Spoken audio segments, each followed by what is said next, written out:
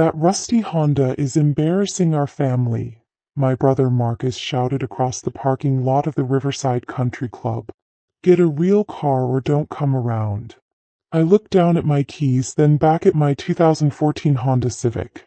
It wasn't rusty, I kept it in excellent condition. But it certainly didn't fit in among the BMWs, Mercedes, and Porsches that filled the lot during our monthly family gathering. The car runs fine, Marcus, I said quietly. That's not the point. His face was red with embarrassment. Do you see what everyone else drives?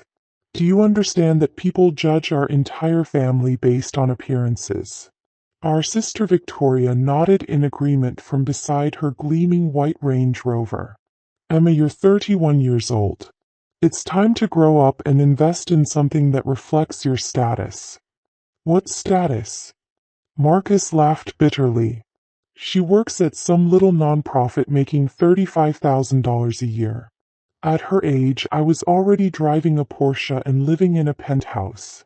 Let me back up and explain how we'd gotten to this point. Our monthly family gathering at Riverside Country Club had started 3 hours earlier, and it had been a disaster from the moment I pulled into the parking lot. Dad had been waiting by the entrance, checking his gold Rolex with visible impatience. Emma, you're 20 minutes late. Sorry, Dad. I got caught up finishing a project proposal.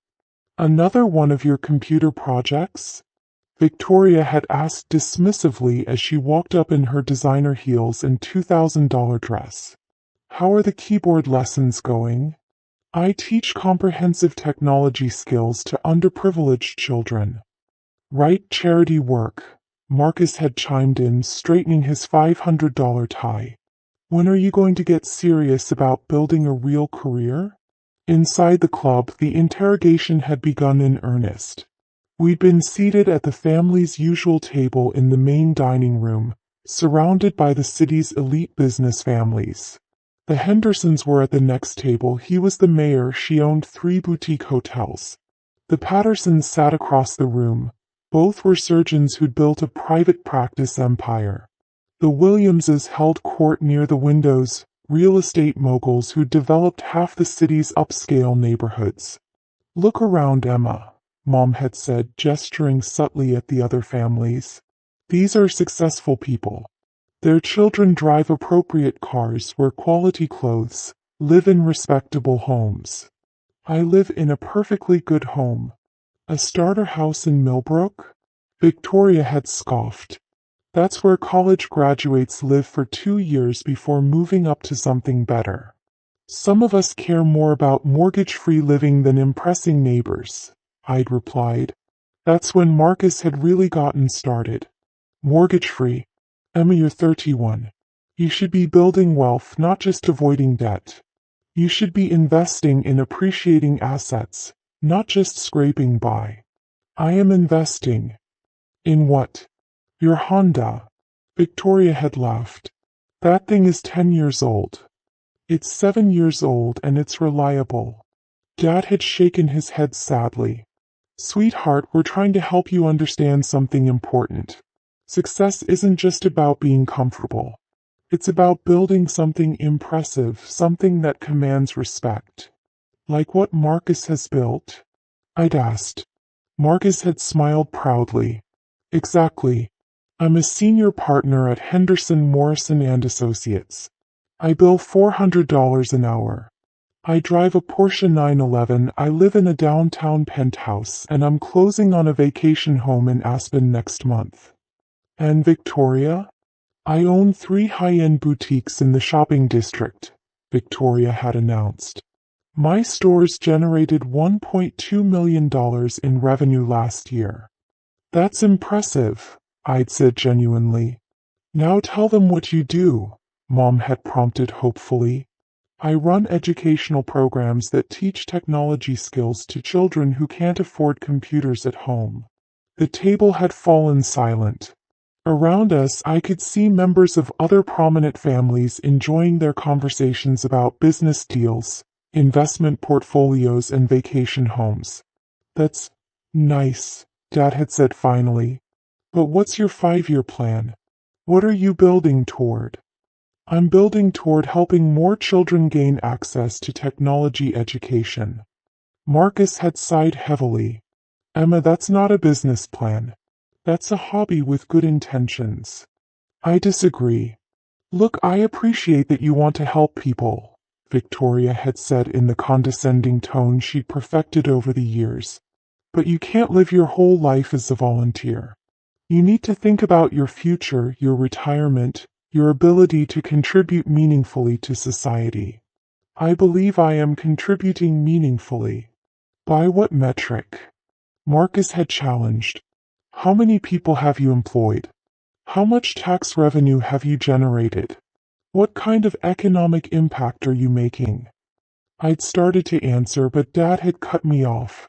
The point is, sweetheart, we're concerned about your long-term prospects. Teaching computer basics to kids is admirable, but it's not sustainable as a career. Why not? Because nonprofits don't pay well, Mom had explained patiently. Because you're not building any equity or ownership. Because you're essentially limiting yourself to whatever grants and donations you can secure. That's when Mrs. Henderson had walked over from the next table, smiling warmly at my parents. Robert, Linda, how lovely to see you both. And Marcus, congratulations on making senior partner. The mayor was just telling me about the brilliant legal work you did on the waterfront development project. Marcus had beamed. Thank you, Mrs. Henderson. It was a complex transaction, but we managed to structure it favorably for all parties. And Victoria, I adore what you've done with your newest boutique. The window displays are absolutely stunning. Thank you so much. We're actually expanding into accessories next quarter. Mrs. Henderson had then turned to me with polite interest. And Emma, your parents are always so proud of you. What field are you in? The table had gone quiet. I could see my family tensing, waiting to see how I'd handle the question. I work in educational technology, I'd said simply. Oh, how interesting. Are you with one of the tech companies downtown? I work independently, focusing on underserved communities. That's wonderful. It's so important to give back. After Mrs. Henderson had returned to her table, my family had looked at me with a mixture of pity and frustration. Do you see the problem? Victoria had asked. When successful people ask about your career, you have to give vague, apologetic answers. I wasn't apologetic. You said you work independently, Marcus had pointed out. That's code for unemployed.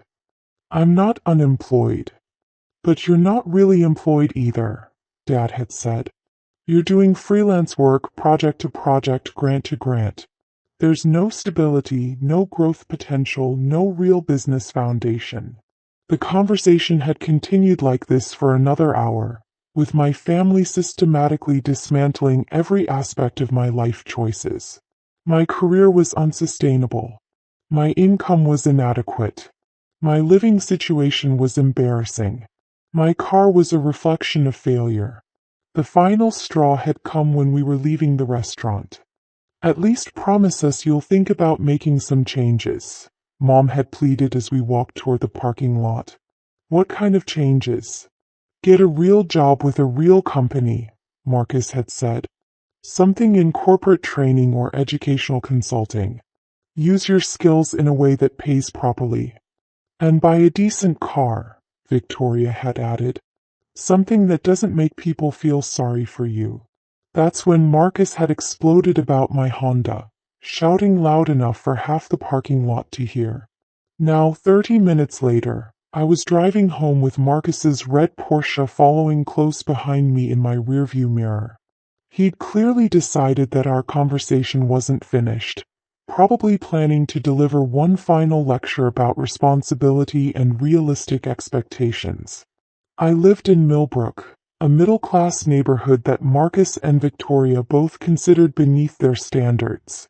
The houses were modest but well-maintained, with small yards and single-car garages. It was exactly the kind of place that successful professionals moved away from as quickly as possible.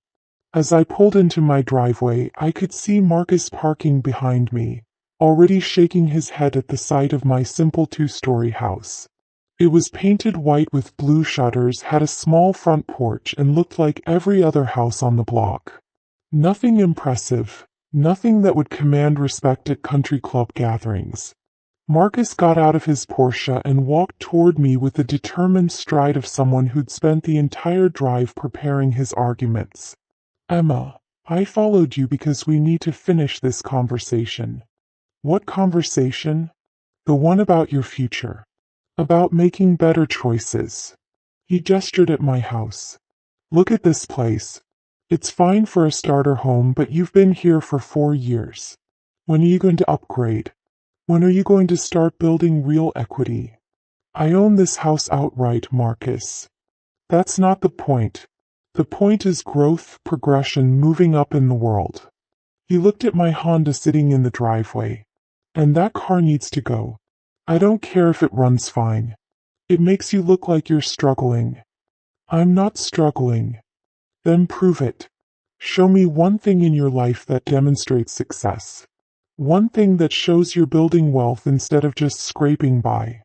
I looked at my brother, who had spent the entire evening lecturing me about appearances and status symbols, who was so concerned about what other people thought that he couldn't see past his own assumptions. "Marcus, since you're so concerned about cars, would you like to see my collection?" "Your collection?" He snorted. "What, do you have 2 Hondas hidden somewhere?"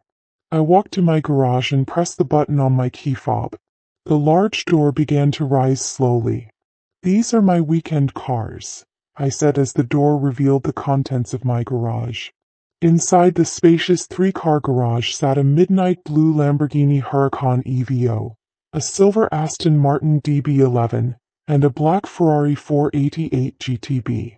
The combined value was approximately $750,000.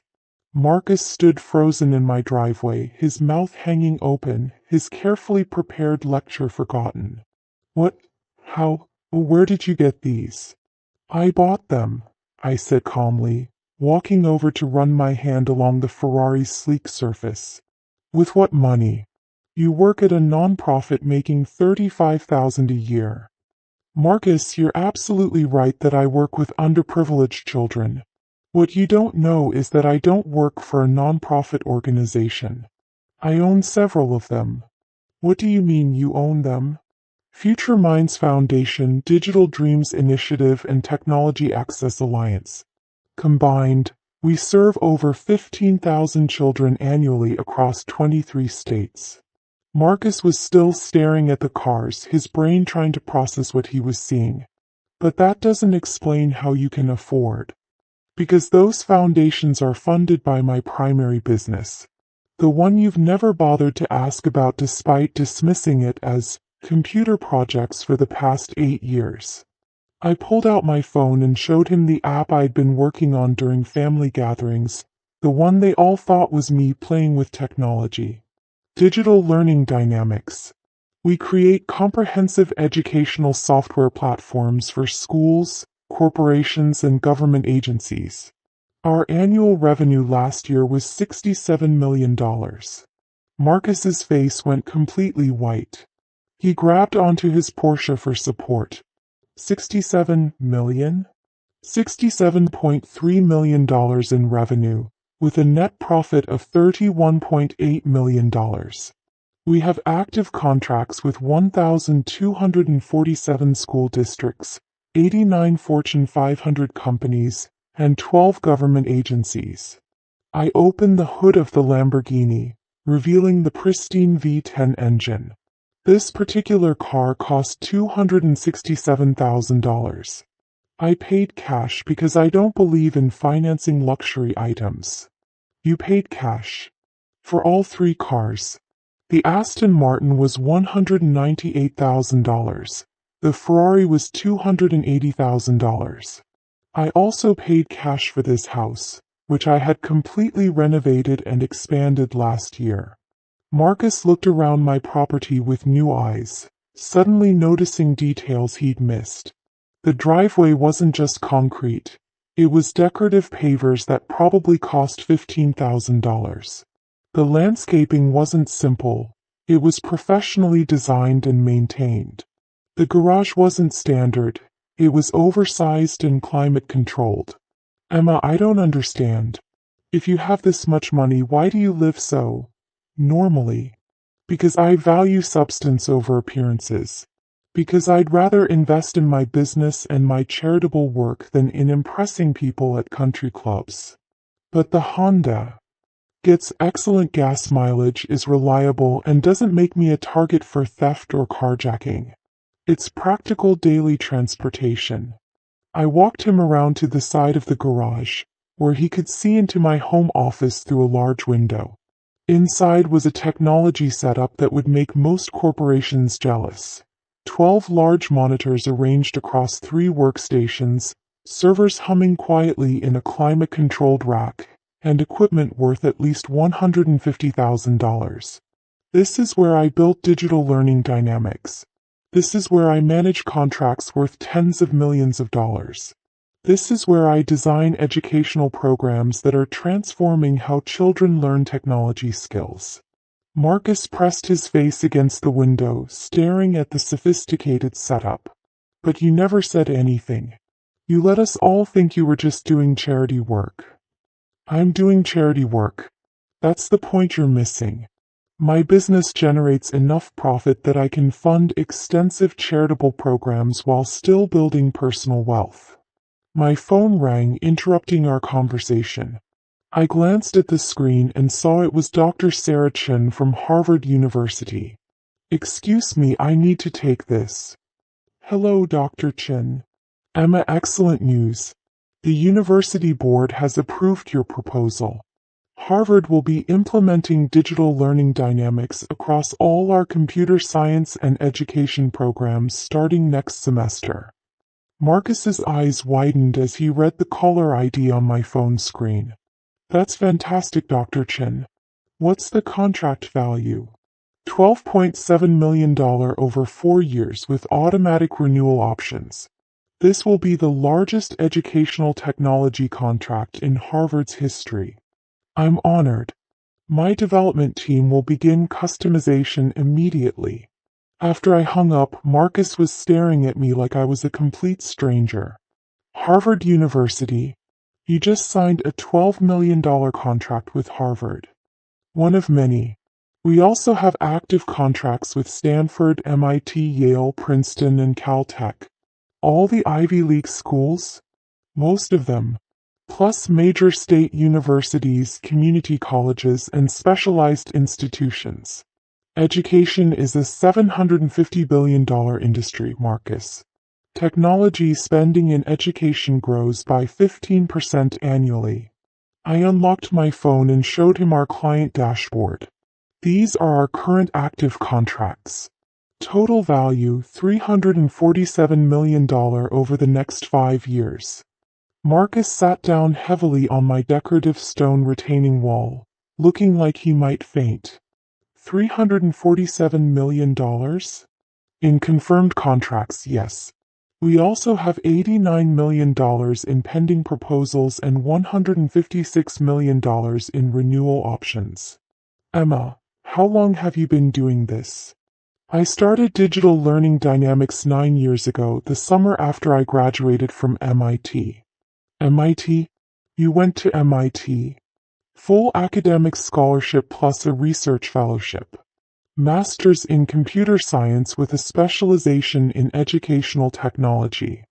Marcus put his head in his hands. We all thought you went to State University.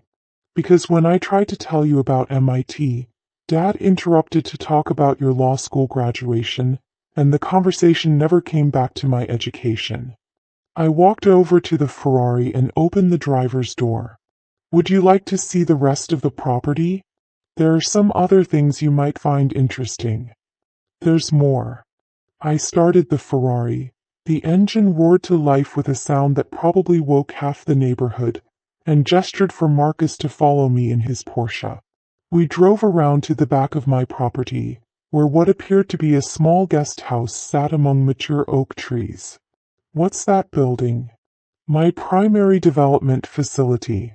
The home office is for routine administrative work. This is where we create the actual software products. I used a key card to open the building, revealing a state-of-the-art technology laboratory that looked like something from a major corporation's R&D department.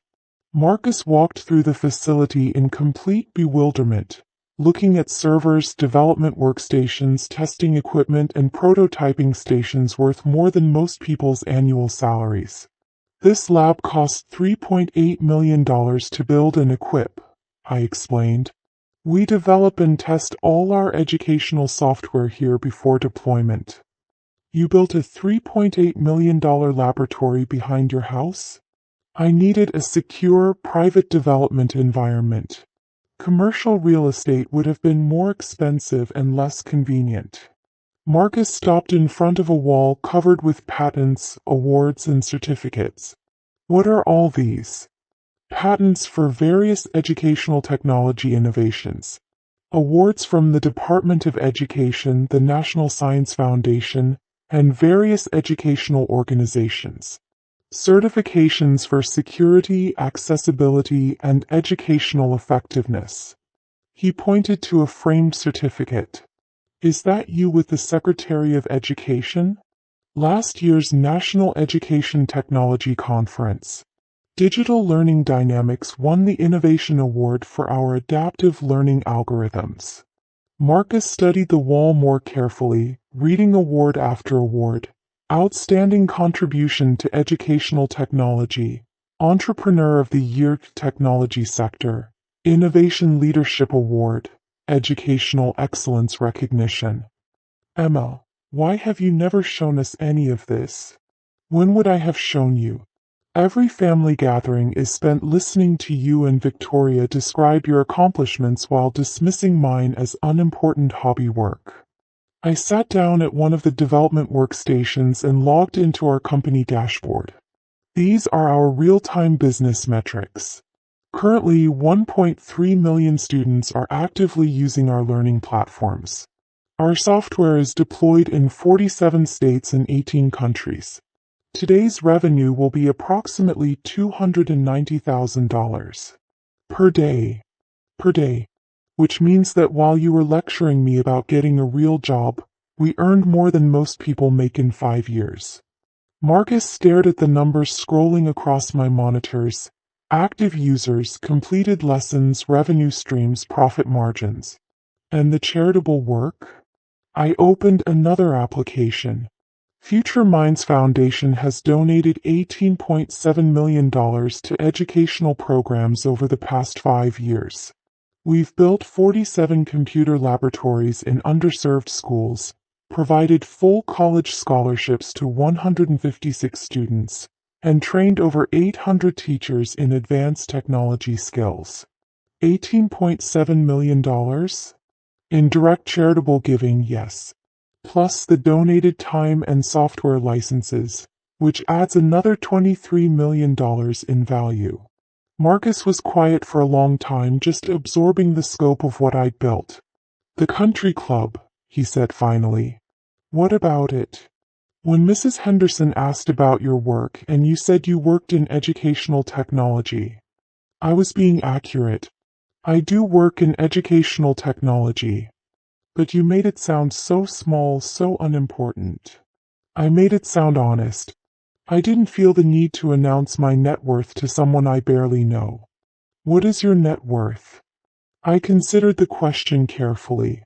Between the business valuation, real estate holdings, investment portfolio, and liquid assets? Approximately $94 million. Marcus made a choking sound. $94 million? It fluctuates based on market conditions and business performance. But yes, that's the current estimate. Emma, you're worth $94 million and we've been treating you like a charity case. You've been treating me like someone whose work doesn't matter because it doesn't produce visible status symbols. My phone buzzed with a text message. I glanced at it and smiled. What is it? The Department of Defense. They want to discuss adapting our educational technology for military training applications. Potential contract value, $47 million. The Pentagon wants to hire you? Educational technology and training technology use very similar frameworks. Our adaptive learning algorithms could revolutionize how the military trains personnel. I showed him the text message, which included a request to schedule a meeting with senior officials at the Pentagon. This would be our first major government defense contract. It could open up an entirely new market segment. Marcus looked around the laboratory, finally understanding the scale and sophistication of what I'd built. When you were working on your laptop during family dinners, I was usually reviewing contract proposals, managing development projects, or communicating with clients. The work doesn't stop just because it's Sunday dinner. And when we told you to stop playing with computers, you were telling a multimillionaire CEO to abandon the business that was generating more revenue in a month than most people see in a lifetime. We walked back toward the house, where my 3 supercars sat gleaming in the garage like a very expensive rebuke to every assumption my family had made about my success. Emma, I owe you the biggest apology of my life. Yes, you do. We've been completely wrong about everything. About your work, your success, your choices. You've been so focused on what success looks like from the outside that you never bothered to find out what it actually looks like on the inside. Marcus looked at his red Porsche, which suddenly seemed much less impressive parked next to my collection. Your Honda is practical daily transportation that doesn't draw unwanted attention or make me a target for theft. When I want to enjoy performance driving, I have options. And your house is paid for, customized to my needs, and provides the privacy and security necessary for running a multi-million-dollar technology business. And your clothes are comfortable and appropriate for my work environment. I don't need designer labels to validate my success. My phone rang again. This time it was my CFO, Janet Rodriguez. Hi, Janet. Emma, I wanted to give you the final numbers for Q4. Revenue was $21.4 million, up 43% from last quarter. Net profit was $12.8 million. Marcus's jaw dropped as he overheard the numbers. Excellent. What's our cash position? $31.7 million in liquid assets, plus the $18 million in the expansion fund. Perfect. Go ahead and authorize the new East Coast facility. Already in progress. The Boston Development Center will be operational by March. After I hung up, Marcus was staring at me with something approaching awe. $31 million in cash? Operating capital. We maintain significant liquid assets to fund expansion, handle large development projects, and weather any economic downturns. And you're opening another facility? Our 3rd major development center. We have the main facility here, a secondary center in Austin, and now Boston. The East Coast location will help us serve our Ivy League clients more effectively. Marcus sat down on my front steps, overwhelmed by the scope of everything he'd learned. Emma, how can we ever make this up to you? How can we apologize for years of treating you like a failure when you were building an empire? I considered his question carefully. You can start by understanding that success comes in many different forms. You can stop judging people's worth by their possessions. And you can recognize that the most successful people often don't need to advertise their achievements. What else? You can acknowledge that my work helping children gain access to technology education is not just valid but vital. The students we serve today will become the technology leaders of tomorrow. Done. Absolutely done. And you can stop being embarrassed by my Honda. It's a reliable car that serves its purpose well. Marcus laughed, the first genuine laugh I'd heard from him all day. I promise never to complain about your Honda again. My phone buzzed with a text from Victoria. Marcus, what's taking so long? Did you finish explaining to Emma why she needs to get her life together? I showed Marcus the message. What should I tell her? He asked. Tell her that I'll be happy to discuss my life choices at next month's family gathering. And tell her I might drive something different to the country club. Which car will you take? I haven't decided yet. Maybe the Lamborghini. It's been a while since I took it out for a proper drive. Marcus looked back at the garage, where 3 supercars worth $750,000 sat waiting. The family is going to be shocked. Good. Maybe next time they'll ask questions about people's lives instead of making assumptions. As Marcus prepared to leave, he turned back to me one more time. Emma, can I ask you something personal? Sure. When I was shouting at you about your car being embarrassing, what were you thinking? I smiled, remembering my exact thoughts from 3 hours earlier. I was thinking that you cared more about impressing strangers at a country club than you did about understanding your own sister's accomplishments. And now I'm thinking that maybe this family can learn to value substance over appearances. Marcus got back into his Porsche, which looked significantly less impressive than it had when he'd followed me home. Emma. Yes. Thank you for not giving up on us even when we gave up on you. As I watched his taillights disappear down Millbrook Drive, I realized that sometimes the best response to judgment isn't argument or explanation. Sometimes it's simply letting people follow you home and discover how wrong their assumptions have been. My phone started ringing almost immediately. First Victoria, then Mom, then Dad. Marcus had clearly made some urgent phone calls. I let them all go to voicemail. Tomorrow would be soon enough for conversations about respect, success, and the difference between appearing wealthy and actually being wealthy. But tonight I was going to take the Ferrari for a drive through the city, with all its windows down and its engine singing just because I could. After all, when you've built a $94 million fortune by age 31 while simultaneously running charitable programs that have helped 15,000 children, you've earned the right to enjoy your success, even if you prefer to keep it quietly parked in an unassuming garage.